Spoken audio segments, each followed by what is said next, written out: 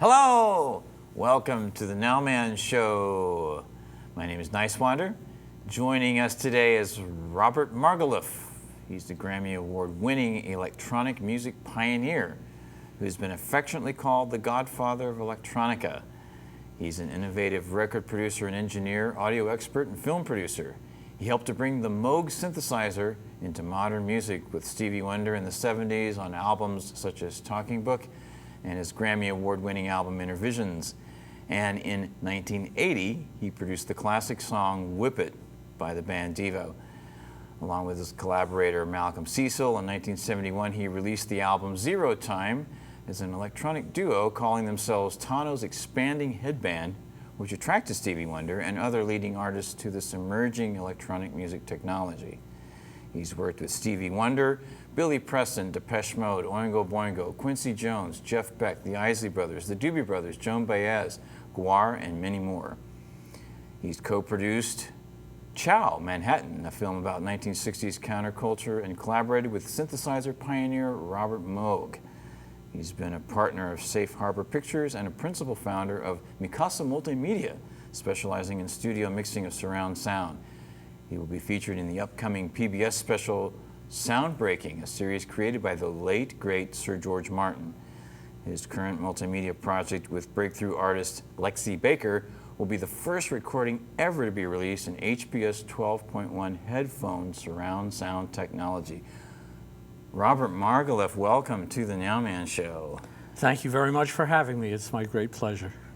I was getting immediate gratification by playing the synthesizer. Yes. There was no school. You couldn't go to school or read a book about this is how you use the Moog synthesizer. Exactly. So I really had to put my mind to learning how to use the synthesizer.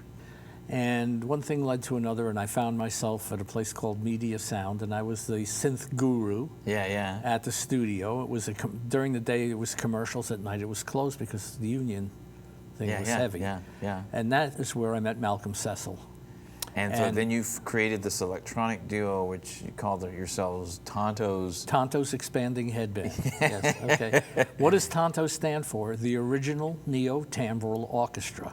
Oh, wow. The interesting thing about that synthesizer was that, and to this day people don't use the synthesizer that way particularly, is normally one person plays one instrument at a time and you get 2 or 3 people in the room, they each have their own instrument, right? Yeah. Well, with the synthesizer, with the Moog that we had, T.O.N.T.O, which was actually 6 synthesizers in a huge, turned into a huge case. You had the patch board too, right? Yeah, we had to patch everything, it was all analog. Yeah. But the interesting thing was that it was many musicians playing one instrument, where the programming was interactive. Right, wow. So if like Stevie was playing a bass line, we would make the entire synthesizer transpose with that bass line so that I could then play string parts. And as long as I played everything on the white notes, I couldn't make a mistake. Yes, Because it would always be in the key of the bass line. Now, he heard your band, did he? Yes, we did. We put out an album. Herbie Mann heard us one night raving away in the studio at night because Media at Night was closed basically because the unions insisted on double time for the players and the commercial people. You know, during the day I was doing things like Crazy Daisy toilet paper commercials. So, which it was not really all that thrilling, you know. Guy sitting in the back of the room, he says, hey kid, because I looked like something like a refugee from a U-boat from another planet, right? Had hair like this, with a gold vest on, and had joints sticking out of my mouth. And he would say to me, hey kid, could you make that thing sound a little bit more like that tablecloth? You know, and I decided at that point that, you know, I really wanted to concentrate on really investigating electronic music synthesis. The synthesizer is not an instrument that imitates live instruments, okay? A synthesizer takes the sound from the universe. Right. It's vibrating electrons. It's any sound that you want to make. It doesn't necessarily have to relate to a instrument from the past. That's right. What it was really was the first real major disruptor in music and recording in the 70s. It really changed the face of pop music when we brought the synthesizer to bear on the pop music scene.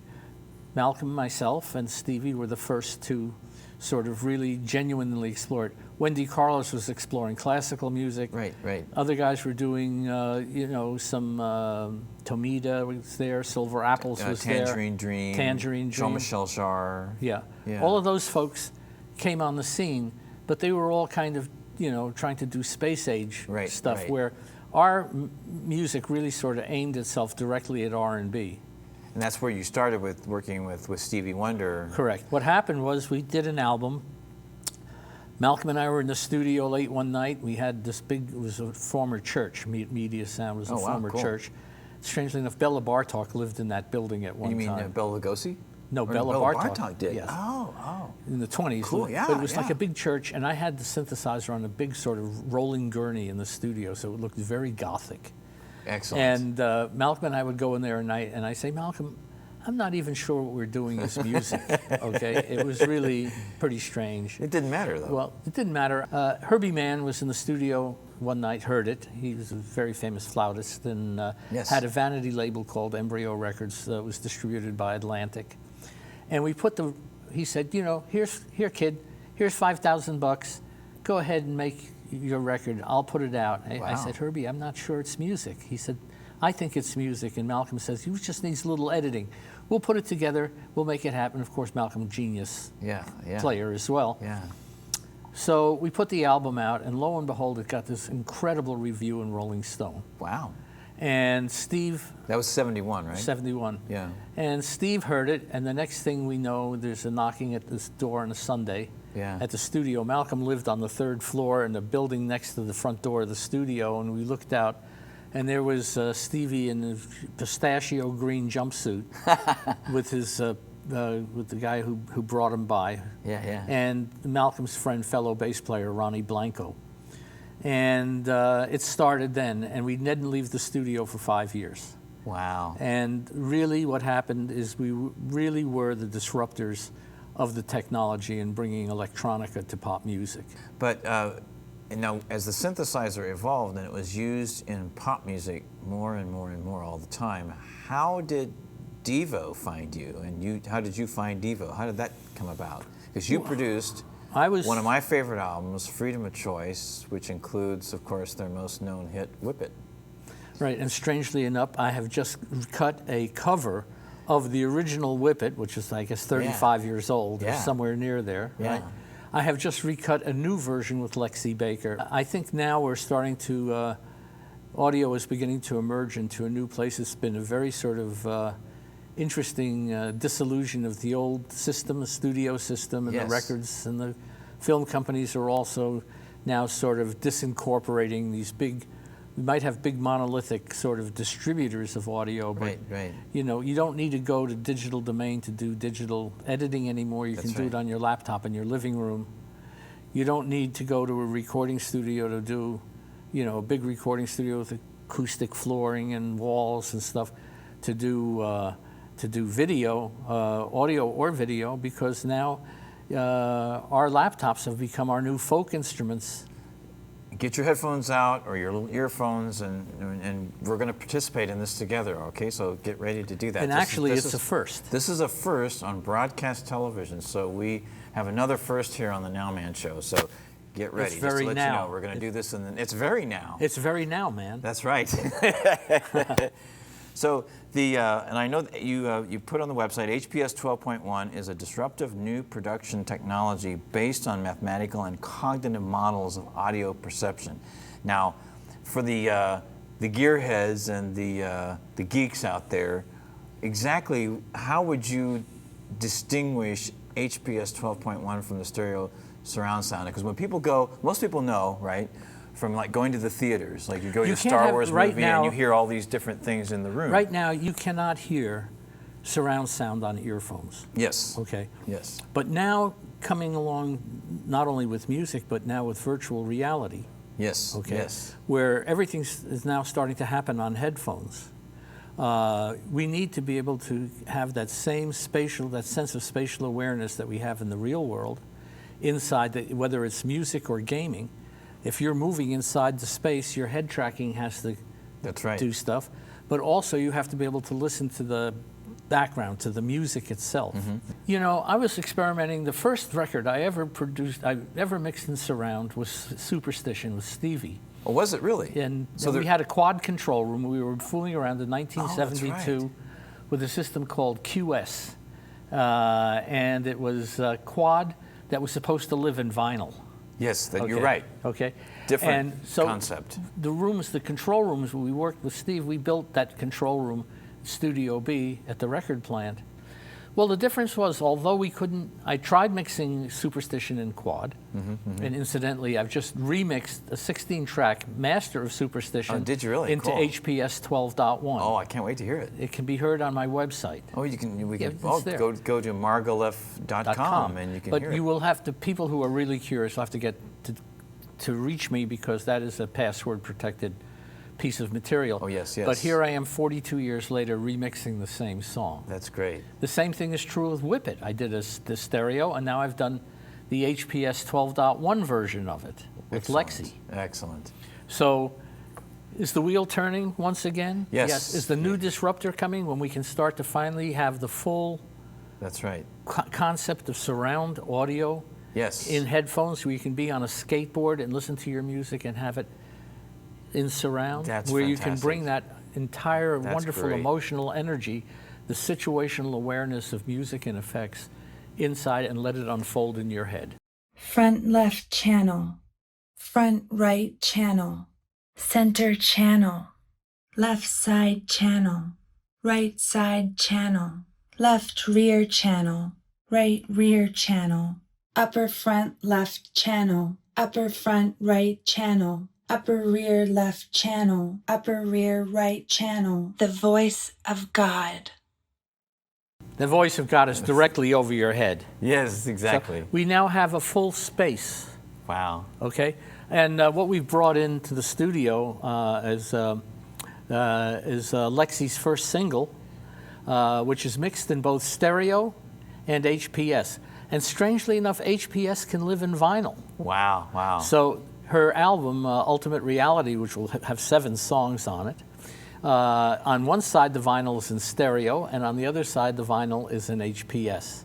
And this format's going to be available through all sorts of audio and video, like on iTunes and Amazon and Google. And Everywhere. Tidal and Spotify and SoundCloud and Bandcamp and Reverb Nation and all this stuff. Yes, all the aggregators. It brings the music, the emotional content back to music, in terms of being able to create things that are totally free, existent in space and electronica, but we can create our own world in our own space. And I think that that's what really makes it wonderful. Thank you so much, Robert. And be sure to look for the PBS special coming up, which is Sound Barriers. Also, this is Nice Wonder and Sound Breakers. And you are watching the Nowman Show with Robert Margouleff. Thanks very much. My pleasure. Thank you. And watch your show now, man. That's right.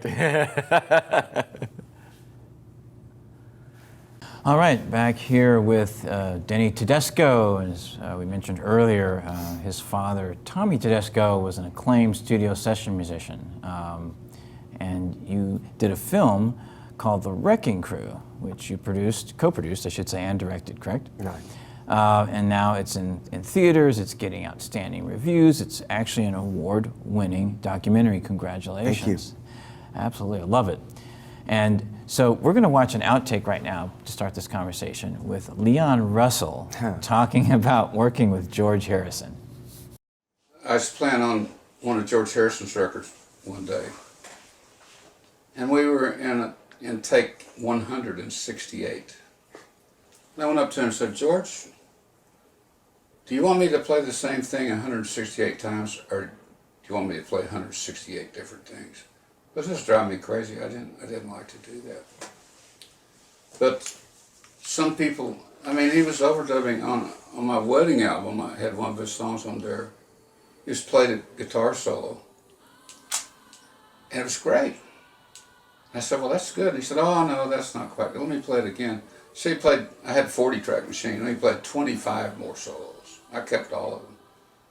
We got to the end of solo 25, and I said, "Well, George, listen to this one, see what you think." I played it, and he said, "Well, that's great. What is that?" And I said, "That's number 1.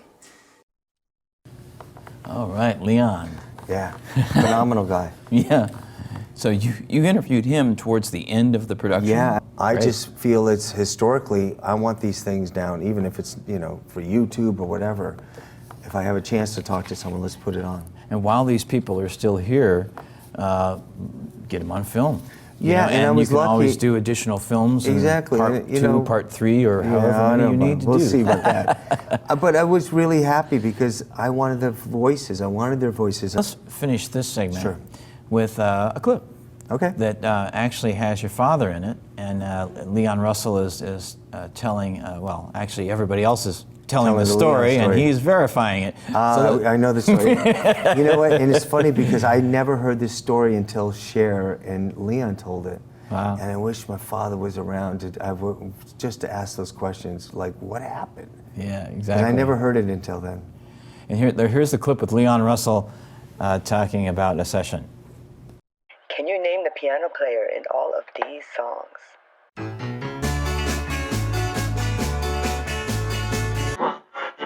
Gentle on my mind. Little old lady. Wish they all could be California.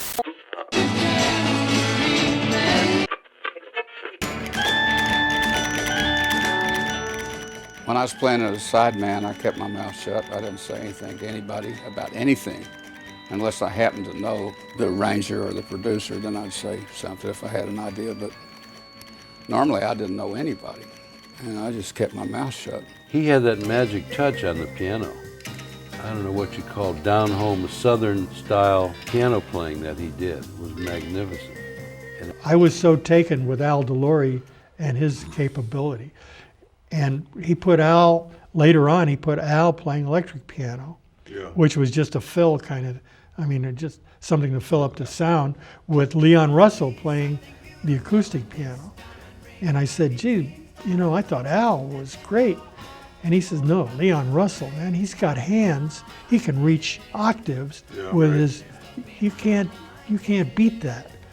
I figured out early on that if I wanted to be heard on the record, I had to play high. So I always played high. And all those high parts on those Phil's records, it's me. I did that so I could be heard. If you don't do that, you get lost, you know, in the wall, so to speak. Leon never said boo to anybody, you know, he just come in, play his piano, you know. And so one day he came to work completely drunk. I mean, so drunk. And he went in and he sat down at the piano, and he and who was playing next to him? Don Randy, I think. And everybody, I mean, he was actually talking, he never spoke. And everybody was like coming in, did you see Leon? Did you see Leon? And so everybody was like just looking at him, you know, and he was being really funny too, because I never heard him say a word.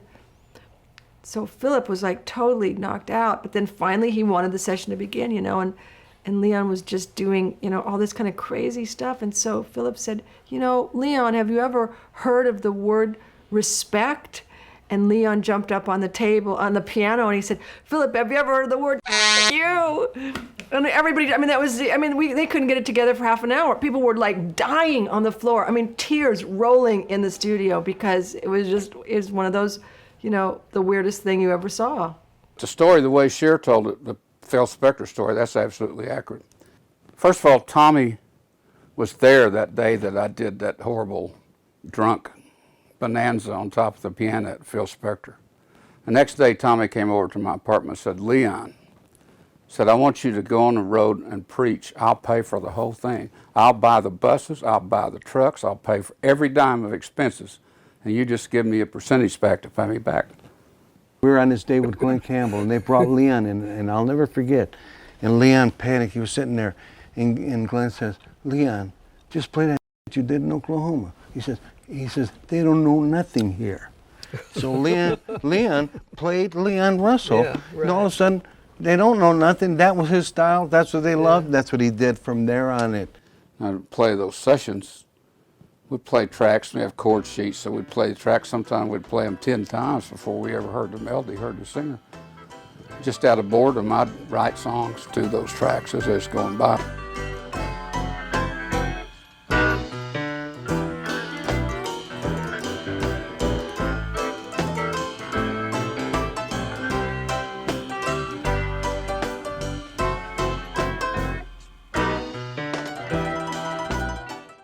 And it's, you know, those are the surprises I didn't know about over the 19 years of making the film. Things like that I loved. And I'm sure you learned a lot about your father and just everything just all at once. The just amazing multiplicity of stories. So we're going to talk now about your most recent film, which is called The Music of Strangers. Let's watch a clip right now.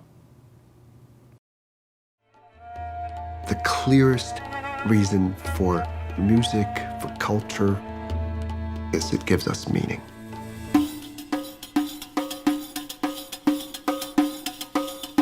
We started as an idea, a group of musicians getting together and seeing what might happen when strangers meet. We scoured from Venice to Istanbul, Central Asia, China, and Mongolia, looking for incredible talent. American orchestra. That's very interesting. This was like the Manhattan Project of music. No one knew what was going to happen. I knew there was going to be naysayers. You're taking this traditional music, mixing it together and diluting these traditions. Arts is about opening up to possibility. Possibility links to hope. We all need hope. I'm always trying to figure out how I fit in the world, which I think is something that I share with 7 billion other people. Since I left Syria, I found myself experiencing emotions far more complex. Like, can a piece of music stop a bullet? In 1966, Cultural Revolution, my parents asked me to learn music to escape. In Iran, the revolution, chaos, I had to leave. By trying to kill the human spirit, the answer of the human spirit is to revenge with beauty. I think the challenge is keeping your roots alive. That's a new way of thinking about music, about what people can do together. There's no East or West. It's just a globe. We don't speak perfect English or perfect Chinese or perfect Persian, but we speak perfect music language. Being part of this experiment, making me understand what it means to be alive.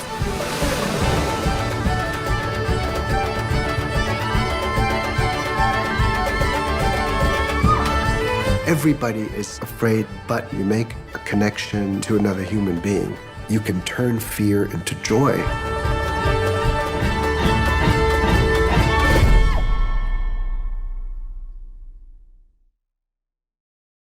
So the Yo-Yo Ma called this group he assembled the Silk Road Ensemble. What was your experience when you first met Yo-Yo Ma? What was that like? Now, well, he is obviously a very world-renowned cellist. And again, it's part of the world of music I didn't know that much about. I mean, I knew my basics of classical music and yo-yo, but I didn't really know who he was and where he was coming from. Yeah. And I had one of those classic documentarian experiences where you meet somebody and you say, oh, I could follow this guy with a camera anywhere. Yeah. Because he was so unexpectedly funny and smart and profane. Right, wow. Yeah, all things I did not expect. Wow. I mean, he was really just kind of a revelation for me. But more than anything, the ideas that he's been grappling with as an artist for 50 years now are the same things I grapple with, which is how does our art and our culture make the world a better place? How do we use it to do something other than just enjoy ourselves? You know, what's the value of aesthetics in that way? And I think he has been really struggling with that. Yes. And I think really coming up with interesting answers for that. Yeah. And I think the thing that I came to understand, and part of what he's trying to do with these musical exchanges and this idea of bringing together musicians of vastly different backgrounds, is very much this idea that we understand more about other people through our culture than through anything else. I mean, and by culture, I mean food and film and music. I mean, everything. I know more about Thailand through Thai food than I do through anything else. You know, That's right. It's a way of understanding, and I think that's his big thing. Is this idea of empathy? How do we build empathy? Yeah. And I think I've been thinking about the same issues. I mean, I love this Roger Ebert quote where he called movies empathy machines. Yeah. And I think music and film can fulfill both that same purpose, which is we get to understand something of the other. We get to walk in somebody else's shoes, and they're no longer demonizable. They're not the other anymore. There's somebody who we can relate to. You see the human and the spiritual connection. Absolutely. And you realize the commonalities in terms of what people really want and how we think about things and our common, everything from our DNA to our moral structure. I think music and culture just help bring all that out in a way that religion and politics and economics often do the opposite of. That's right. And I grew up as a preacher's son, so to me, it's like music is one of those things that it's in the human experience, but it takes you to another place that's not really human. No. You can't. It's like consciousness or something. Yeah. And so it becomes something that is otherworldly almost. And it transforms you. And I like the way Yo-Yo Ma says. His focus is turning fear into joy. I thought, and even he learned from meeting all these people from all around the world how important it is, even more than he probably originally even thought, right? Mm-hmm. Absolutely, and I think it's become this kind of his life's calling, in a way of trying to figure out how he can use the arts to make people understand each other. And I know that sounds very kind of Pollyanna-ish, but at the same time, he's a believer in it, and I've seen evidence of it in what he's done, and not just him, but the musicians who he's gathered. And it's something in America we tend to think of the arts as nice, but non-essential. That's it's right. like the frosting on the cake. To me, really, it's the opposite. It's the culture's the plate that the cake sits on. I couldn't agree with you more, Morgan, and I thank you for saying that on this show.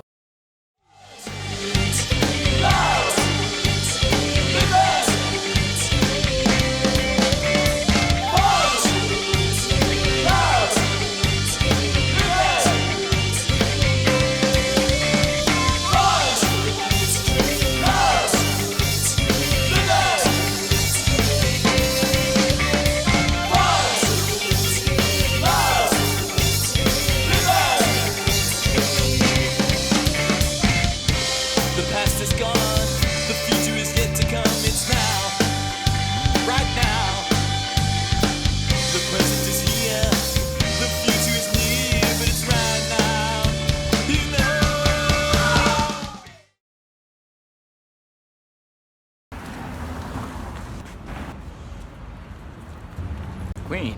The movie tells the story of the music of Queen, and primarily Freddie Mercury.